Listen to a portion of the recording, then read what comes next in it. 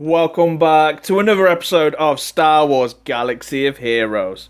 In this episode, we will be showcasing Fives' Zeta under a Zeta Cody lead. A big thank you to Knight Templar for again providing me with his clone team footage and going that extra mile and Zeta-ing his Fives.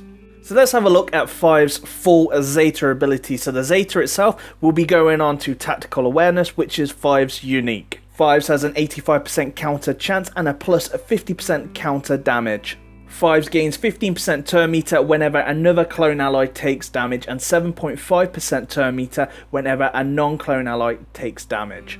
This Zeta ability is solely for his allies, so if you do attack Fives, he will not gain turn meter, but it will only be the allies around him where he will gain that turn meter. This is definitely a very nice Zeta to have on Fives to make him that little bit more quicker where you don't have to focus so much on putting speed on him. This Zeta ability is now going to allow you to equip different mods to your Fives, so you can go all out for critical chance, critical damage. You can go for whatever you like, you don't have to make speed and importance on Fives. This Zeta ability would fit right in with a General Kenobi lead and that all popular Barriss Zeta. You could also use this Fives Zeta with a Anakin lead where he's going to get that extra damage. In this video we have him partnered with the Cody Zeta lead, so I'm going to go into details of what the Cody Zeta lead provides now.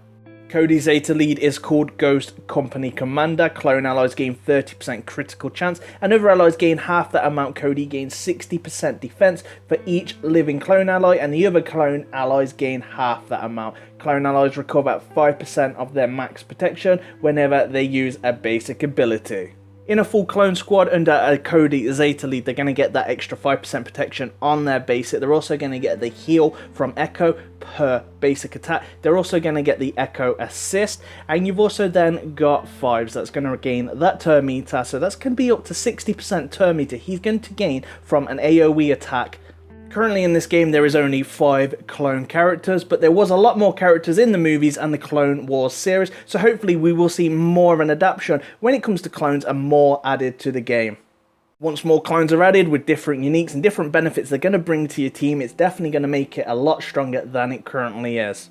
If you are a clone lover, then go and farm them. They are great characters to use, they're fun, and it's something different from the crit meta and the Wedge and Biggs, and using them sort of same characters, you could start doing your Galactic Wars with these guys and you're going to have a great time. So let's get back to Fives' Zeta ability. So Fives himself is a character that can go into almost any team, and will he make a massive difference? Then probably not, but in certain squads he is definitely a sturdy character, and if you're now gaining that turn meter, you're not going to have to worry about the speed mods or any mods that contain speed because he's going to generate it like Barriss can.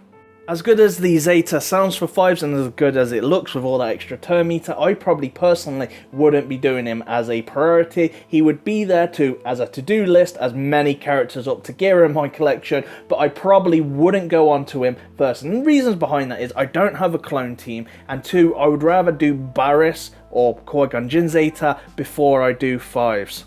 But your priority could be different to mine. You could already have this full clone team or working towards this clone team, so you can then Zeta Cody, then go after Fives. So this is a very nice footage to how he performs, and it's definitely how it states he's going to gain that turn meter, he's going to get extra attacks. It is a very nice addition. What I love about these Zeta abilities is it's able to bring older characters that we no longer really use and wasn't viable before then, and now they're fully viable and you can mix and match your squads up so everybody could essentially be running a different team with different mod setups.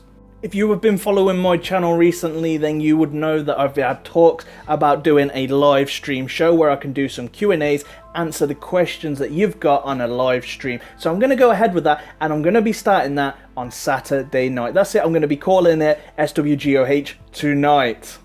This is going to be your chance as a viewer to ask me those questions to try and help you build that little bit better squad. We're going to talk about metas, we're going to talk about Zetas, we're going to talk about whatever you want. So make sure you are tuning in on Saturday night. I will put a reminder on my channel for it once it's all been set up, so you'll be able to check out the time. And even if you do miss the live stream, you can catch up with it and tune in and watch it at a later time. So what's your thoughts on these clone Zetas? Do you think they're good? Do you think they're bad? Are you still currently farming them like myself? I don't have a full viable clone team, but I will have a 7-star Darth Maul very soon.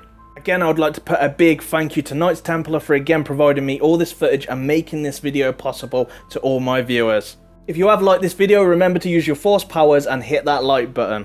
As always, thank you very much for watching. I'm the Smithy D, may the force be with you always.